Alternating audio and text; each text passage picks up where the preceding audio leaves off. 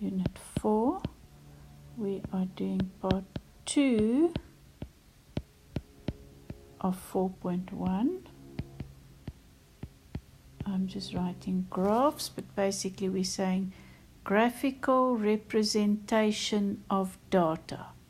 So how can I show the info in a simple, easy graph so that one can see at a glance, get an overall image of how my data looks. And my rule for all graphs, they must be accurate. If you are trying to convey to me which color was liked by the most people, but you don't draw your graph to scale so that I cannot see which one is the most liked, well then you're wasting everybody's time. Your graph has to be accurate. Since I'm working on a tablet, I cannot use a ruler, but I want you to always use a ruler and measure off units so that they are exact, so that you can read the info. Do not waste everyone's time by showing info that's not true. Right, bar graphs simply means they have bars where the heights indicate the frequency, or you could have horizontal bars where the lengths indicate the frequency. Right, when do we use bar graphs most often? For when we have data that is divided up in categories. Right, so for an example, we asked people what type of movies do they like.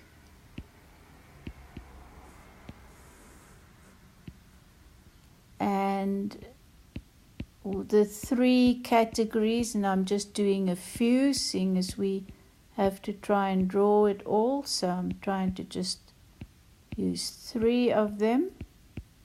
And then remember this side, frequency tells me how many people. So let's say 15 people liked horror, 27 liked drama, 35 liked romance. Then these are my axes, which are the ones that here I'm going to, even though this is my categories part, and you've got to label your graphs, you've got to tell me what you're showing me here. It's also good to measure it nice in units. This side is going to be my frequency axis. You can put arrows to indicate it's your axis, but that's not absolutely important. And seeing that I'm going up to 35, maybe make it 5, 10, 15, 20, 25, 30.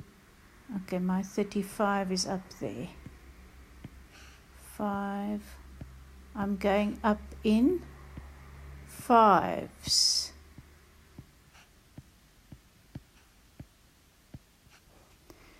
Then you leave a gap for the first one here, and then here starts my first category, which is horror, and you go as high as its frequency. Now I'm just going to put an H here because of space, but you would actually write horror out.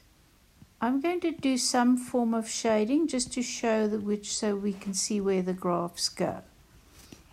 Then you leave a gap. The next one is drama. If 25 is this height, then let's say 27 is there. Again, because you're going to measure it with a ruler, yours is going to be much more accurate. and you label it at the bottom, you would write the full drama.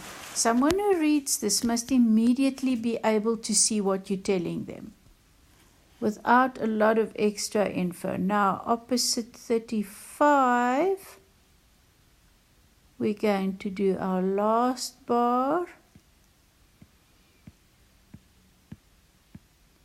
and that is romance.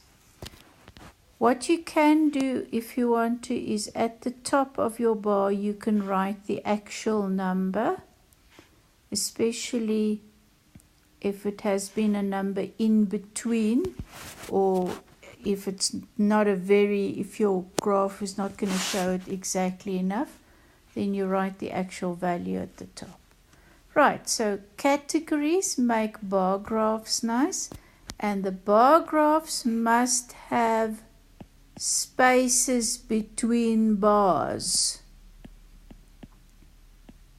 That's what makes it a bar graph. The next one I'm going to do is called a histogram, which is almost like a bar graph, but it does not have spaces.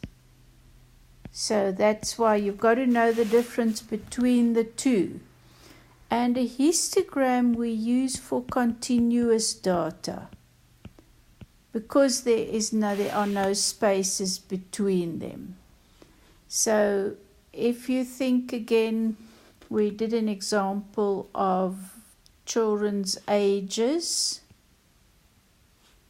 So your horizontal axis would indicate ages. And again, you've got to mark these exactly to scale. So from 0 to 2, 4, 6, 8, 10. And this can go up again. You can have a different scale for your vertical axis, but the scale all the way up the axis must be the same. And again, don't just write an F, write frequency. I'm a bit out of space here. So let's say there were 5 children between the ages of 0 and 2. But then the next age goes straight from 2 to 4. That's why they overlap. Maybe there were 15 between the ages of 2 and 4. But there were only 3 between the ages of 4 and 6. So I'm going to mark my 3 here to show that 20 between the ages of 6 and 8. And let's say there was 0 between the ages of 8 and 10. Then there's just no bar there. So here there are bars, but no spaces between your bars. For continuous data, because the one stops at 2 and the next one starts immediately at 2, you don't put gaps between them.